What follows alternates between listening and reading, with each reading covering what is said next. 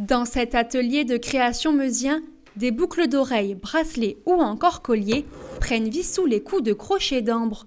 Une jeune brodeuse d'art perlé qui a décidé en juin dernier de créer sa propre micro-entreprise.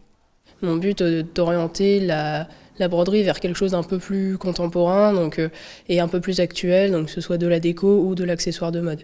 Et ce qui me plaît beaucoup, c'est vraiment la brillance, les matières vraiment diverses et variées qu'on peut avoir, les paillettes, les perles, et aussi pouvoir créer ses propres fournitures. C'est vraiment ça, cette liberté qui me plaisait dans cette activité.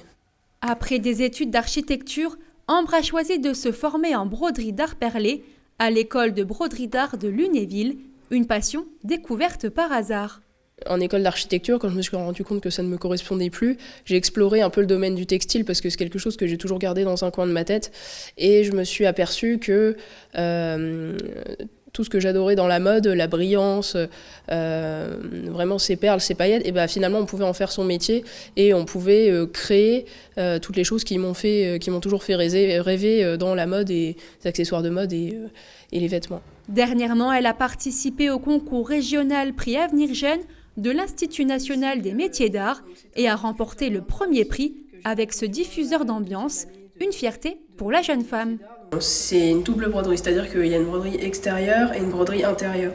Donc même à l'extérieur, ça peut paraître étonnant, mais les facettes en métal que l'on voit, c'est de la broderie. Déjà, je ne pensais pas pouvoir gagner le premier prix régional, parce que c'était le tout premier concours que je faisais, donc c'était une opportunité pour moi, mais je n'avais pas en tête de forcément gagner le premier prix. Bizarrement, même si j'y ai passé énormément de temps, être face à autant d'artisans d'art qui viennent de domaines vraiment variés, on a toujours cet étonnement de se dire quelque part pourquoi moi. Donc oui, j'étais assez étonnée.